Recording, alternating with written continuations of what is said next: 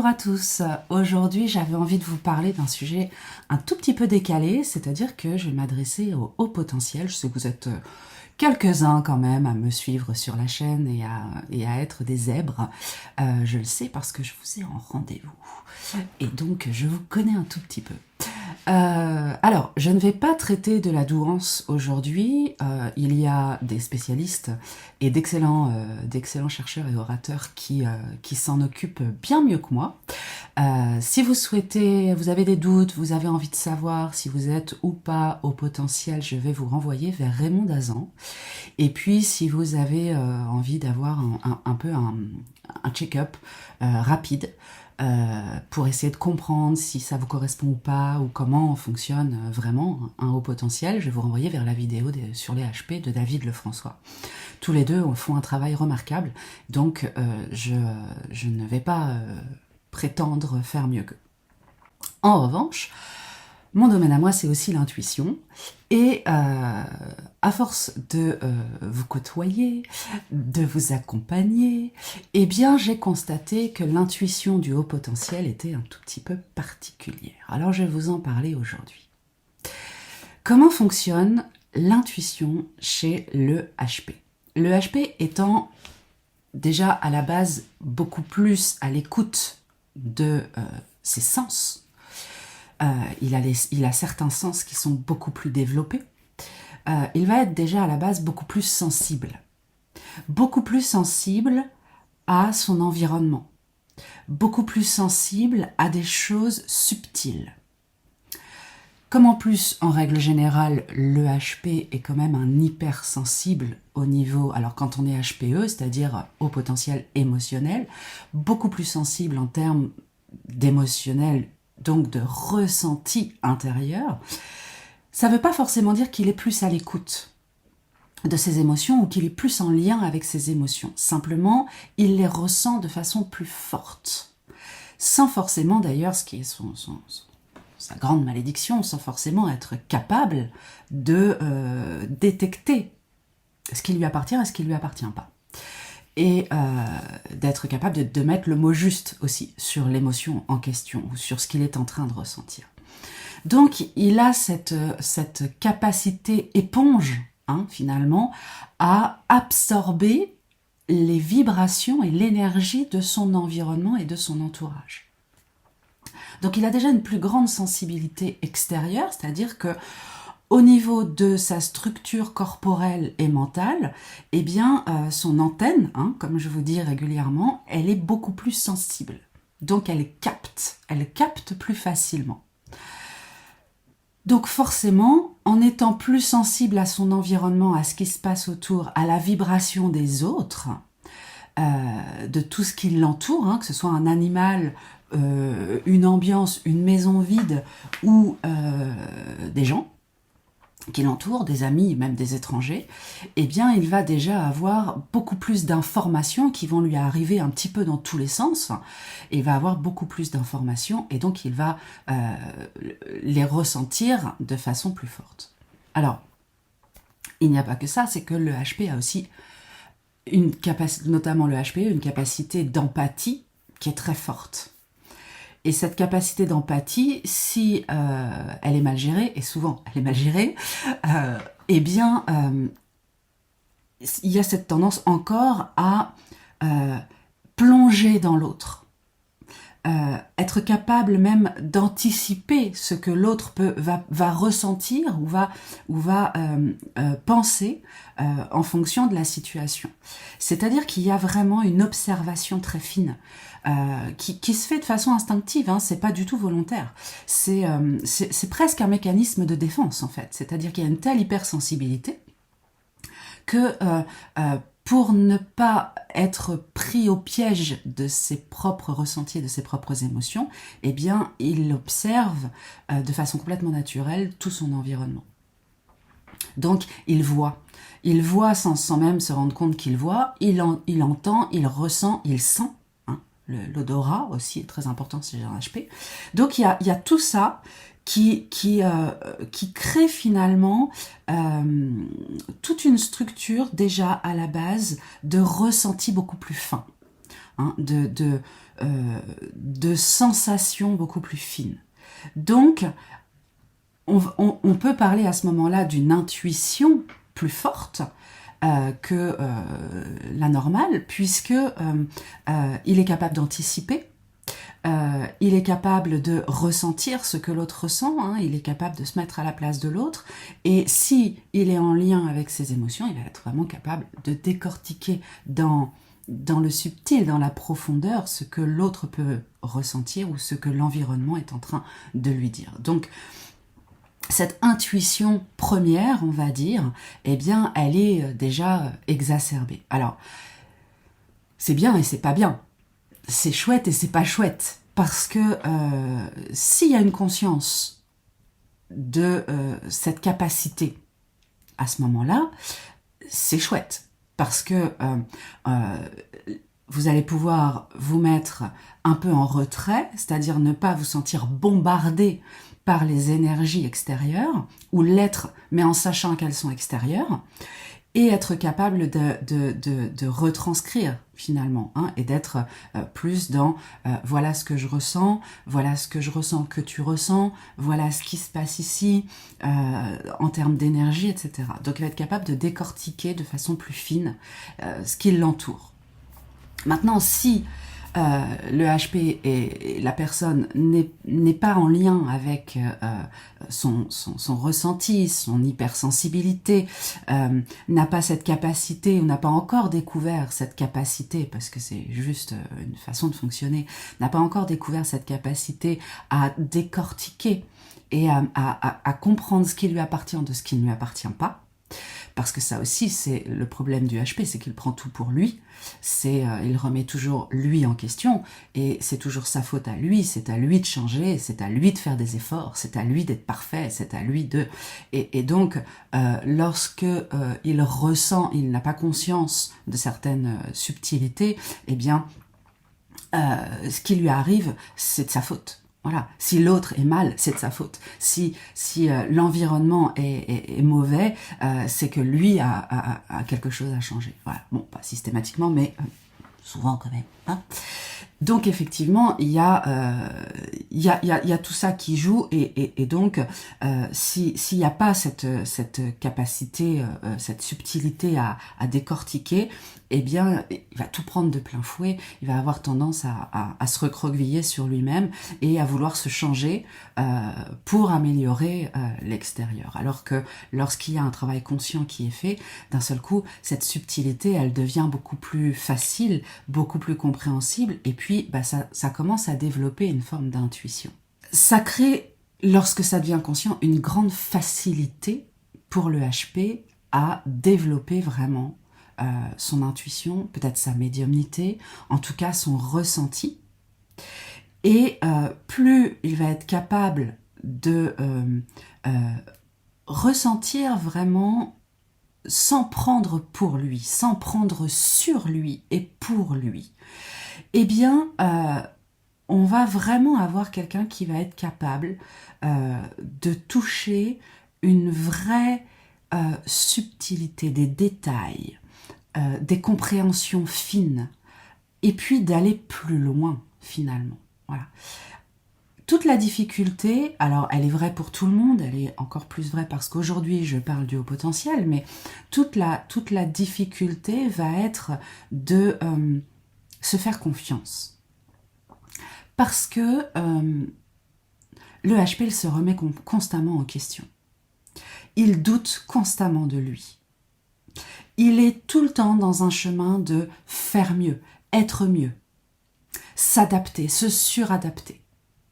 Et donc, il a tendance à prendre ses intuitions et ses ressentis comme n'étant pas des intuitions et des ressentis extérieurs. Il prend la vibration, il prend là où ça le touche lui, et il le prend comme étant un problème. Alors, pour le travail sur soi, c'est génial, parce que effectivement, si je ressens de la colère ou je ressens une émotion, c'est que ça vient toucher quelque chose à l'intérieur de moi. Donc, c'est pas négatif. Travailler sur soi, c'est ça aussi. Mais lorsque c'est chaque instant de la journée, tout le temps, tous les jours, ça devient vraiment une forme de malédiction. Ça devient vraiment quelque chose d'épuisant. Ça devient envahissant. Et ça n'est plus du tout constructif, en fait. Donc, ça va être le travail, finalement, du haut potentiel, d'arriver à définir, en fait, c'est séparer, décrocher ce qui lui appartient de ce qu'il ressent. Et d'admettre que ce qu'il ressent est du domaine du ressenti et de l'intuition. Et donc de se valider. Et se valider, c'est cesser de douter. Alors, c'est super Bérangère, ça a l'air vachement facile comme ça. Comment est-ce qu'un cerveau de haut potentiel arrête de douter?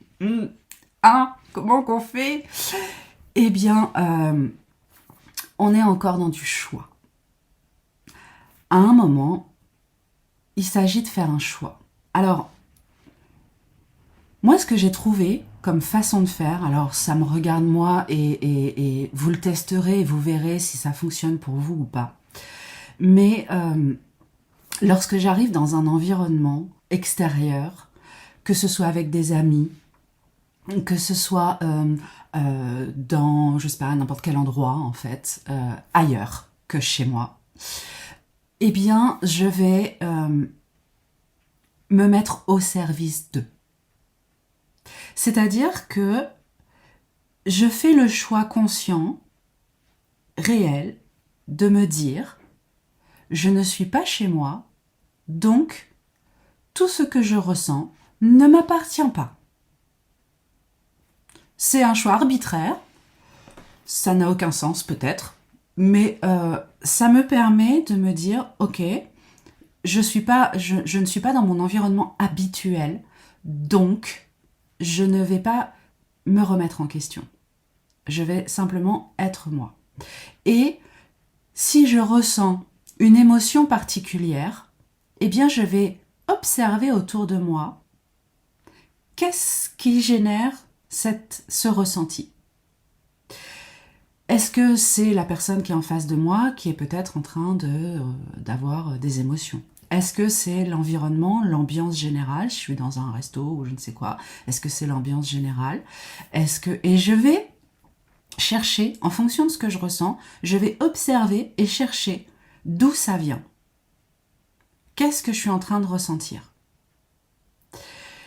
C'est vraiment les bases, hein. C'est la première étape de l'intuition. Là, on n'est pas du tout sur avoir des intuitions en termes de guidance, médiumnité, etc. On est vraiment d'abord, pour commencer à écouter son intuition, il faut commencer par la base, ce qui est là, ce qui est autour de soi. Après, on ira voir plus loin. Mais déjà, il faut valider. Il faut arrêter de douter. Il faut arrêter de se dire « Ah bah non, c'est moi. Ah bah non, c'est mon ego. Ah bah non, c'est autre chose, c'est le chat. » Voilà. C'est effectivement, il faut commencer par le début, n'est-ce pas? Et en règle générale, j'observe. Ça m'est déjà arrivé au restaurant de sentir comme un courant glacial, en fait, et de me dire « Voilà, qu'est-ce qui se passe ?» Et moi, ça fait changer mon humeur. Parce que ça me traverse, en fait. C'est ça la problématique. C'est que l'énergie autour, ce que le haut potentiel ressent, ça le traverse, ça l'envahit, ça lui prend tout son espace intérieur et toute son énergie et tout son cerveau. Il ne pense plus qu'à ça. Et il se dit, mais pourquoi je vais pas bien? Pourquoi je ressens ça? Et du coup, il se dit, ah bah, c'est peut-être le signe que je suis pas au bon endroit, ou que je suis pas avec la bonne personne, ou que ça va pas le faire, etc. Et comme il a un cerveau en arborescence, il va partir dans tous les sens, partout, et se faire tout un film. Donc, se dire, rien ne m'appartient, à partir du moment où je ne suis pas chez moi, rien ne m'appartient, eh bien, quelque part, ça facilite le travail.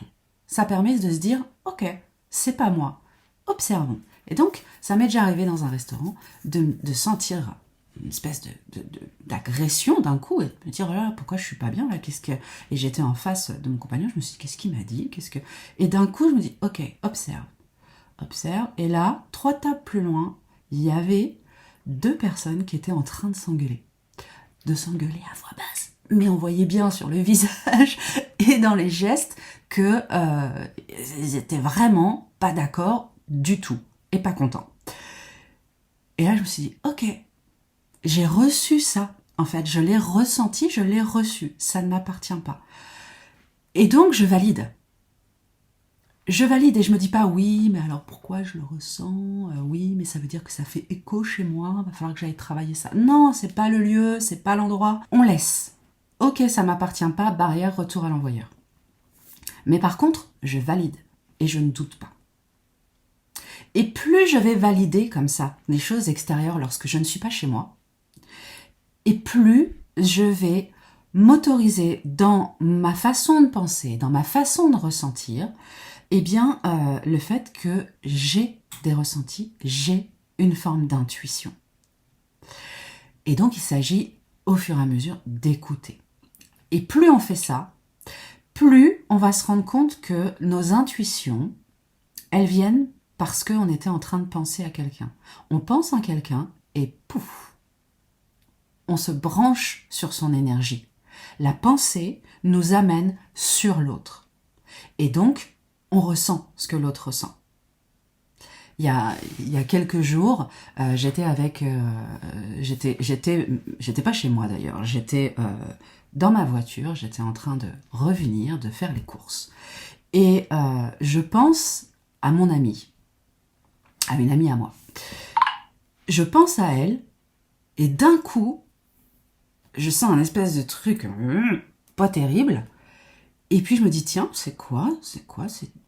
J'étais en colère. J'étais en colère. Parce que c'est comme ça que ça fonctionne. C'est pas je ressens que mon amie est en colère. Non, je pense à mon amie parce que voilà, je me dis tiens, qu'est-ce qu'elle fait? Comment elle va? Je l'ai pas eu au téléphone depuis 3-4 jours. Comment ça va? Et puis d'un coup, je me sens en colère. C'est comme ça que fonctionne le HP. Il prend tout pour lui. Je me sens en colère. Et là, je me dis attends, pourquoi tu es en colère? Tu viens faire les courses, tout va bien, tu rentres à la maison, tu vas te poser, la vie est belle, tranquille quoi. Et là je me dis, à quoi tu pensais? Et je pensais à mon amie. Et là je me suis dit, ok, elle est en colère. Elle est en colère. Je l'ai appelée et je lui ai dit, dis donc, t'es à 200 km de chez moi, je sens que t'es en colère, qu'est-ce qui t'arrive? Et ça, c'est une forme d'intuition quelque part. Alors vous allez me dire, l'intuition, c'est pas magique. Parfois, c'est pas magique parfois. Parfois, c'est vraiment du ressenti. En fait, ce qui est magique, c'est que lorsque je pense à quelqu'un, je suis dans l'énergie de l'autre. Ça, c'est magique. Mais, du coup, mon ressenti, il est là. Simplement, il va falloir se dire, ok, je ressens cela, mais à quoi je pensais, à qui je pensais? Et parce que je pensais à quelqu'un, je ressens pour moi-même ce que l'autre vibre. Et il faut que j'arrive à me détacher de cette sensation. Alors, il y aurait encore beaucoup à dire, mais ça fait quasiment 20 minutes que je vous parle, donc je vais pas vous faire une vidéo de 3 heures sur l'intuition et le ressenti et la façon de fonctionner du haut potentiel. On pourra en reparler si ça vous passionne. Et puis... Et donc, j'espère que ça vous donne quelques petites clés pour mieux détacher les choses, pour mieux comprendre comment vous pouvez fonctionner. Et essayez au moins déjà ça, validez-vous, validez le fait que ça n'est pas systématiquement vous qui êtes à remettre en question et que vous avez des ressentis et donc commencez à détacher les choses et à mieux ressentir les choses. Même si vous vous trompez, c'est pas grave. Par contre, après, vous pouvez vous demander, ok, dans cette situation, qu'est-ce qui était à l'autre et qu'est-ce qui m'appartenait? Qu'est-ce que c'est venu toucher? Voilà, ça, après, le travail peut être fait sur soi. Mais d'abord, il faut arriver à détacher certaines choses et à prendre du recul sur certains ressentis et sur certaines émotions. Voilà. N'hésitez pas à vous abonner, à liker la vidéo, à aller voir sur le site www.berangeremusard.fr tout ce que je vous propose. Et puis, je vous dis à bientôt pour une prochaine vidéo. Je vous embrasse. Bye bye.